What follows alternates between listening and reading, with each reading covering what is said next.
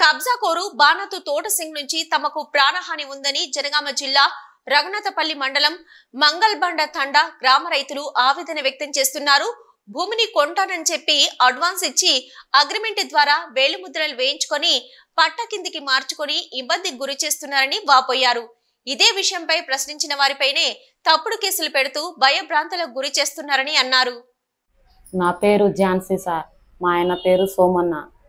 మాది దుబ్బతండ గ్రామం, మంగళబండ మండలం, రఘునాథపల్లి జిల్లా, జనగాం. 12వ తారీఖు బుధవారం సాయంత్రం 6 గంటలకు పోలీస్ స్టేషన్కి వచ్చినాం. పొద్దునే వచ్చినాం కానీ ఆడ కూర్చోమని చెప్పిర్రు. ఎస్ఐ సార్ కలిసినాం, ఆడ కూర్చోరు అని చెప్పిండు. ఆధార్ కార్డు అడిగిండు సార్. ఆధార్ కార్డు అడిగితే ఎందుకంటే మీ మీద కేసు అవుతుందని నాకు చెప్పారు. ఆధార్ కార్డు ఇవ్వమని చెప్పినాం సార్. అయితే బయట కూర్చోరు, సార్ వచ్చేదాకా కలిసిపోదంటే సార్నే చీకటి అయింది 6 అయింది అంటే సరే కూర్చున్నాం. శ్రీనివాస్ సార్ ఆ రైటర్ ఏమో ఈయనే కూర్చోరు, సార్ వచ్చేదాకా కలిసిపోదనంటే సరే కూర్చుంటాం సార్ అని చెప్పినాం. కూర్చున్న తర్వాత ఒక పిటిషన్ ఇచ్చినాం సార్. మేము ఇచ్చినాక మాది ఇంజక్షన్ ఆర్డర్ కూడా తీసుకున్నాడు ఆయన. ఆ సార్ తీసుకున్నాక ఒక పిటిషన్ ఇచ్చినాక ముగ్గురుది సంతకం తీసుకున్నాడు.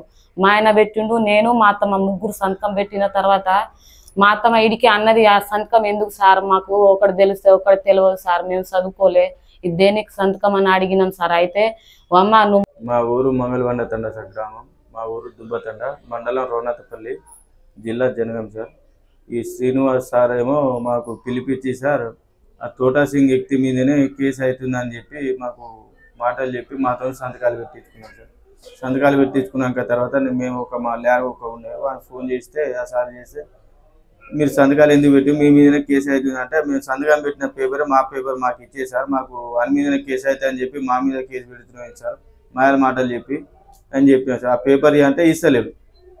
పేపర్ ఇచ్చేసారు, దండం పెడతా మాకు తెలియను అని చెప్పి చదివించి అయినా సంతకం పెట్టి అయిపోతుంది, తెలియకుండా మాకు సంతకం పెట్టించి మాకు ఎందుకు సార్ బాధ పెట్టిస్తున్నాం పొద్దంతా కూర్చోబెట్టి అని మేము అన్నాం సార్. అన్నాక కూడా ఇక మా భార్య కాని బూతులు మాటలు తిడుతుంది సార్.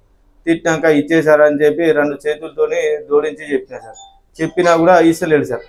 ఇవ్వకుంటే సార్ ఇక ఎట్లా చేయాలి సార్, ఏం సార్ ఇక ఎట్లా ఏం చేద్దాం అంటే ఇక మా భార్య పోయి ఇక మాకు తెలియకుండా ఎట్లా ఇది చేసిరు సార్ అని చెప్తే మా భార్య కానిబూతులు తిట్టి ఇక నాకు కూడా కానిబూతులు తిట్టి నా ఫోను గుంజుకున్నారు సార్.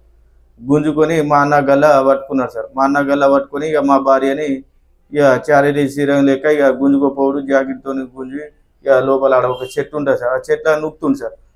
పోయి ఇక నేను పోయి ఎందుకు సార్ ఏం చేస్తున్నారు సార్, ఆడవాళ్ళ మీద గింతగానే దాడి చేస్తున్నారు అని చెప్పి చెప్పేవరకు సార్ ఇక ఇంటర్వ్యూ సార్ నువ్వు ఎవరో లంచ ఎవరికా ఇదే అని చెప్పి నాకు నూకేసింది సార్.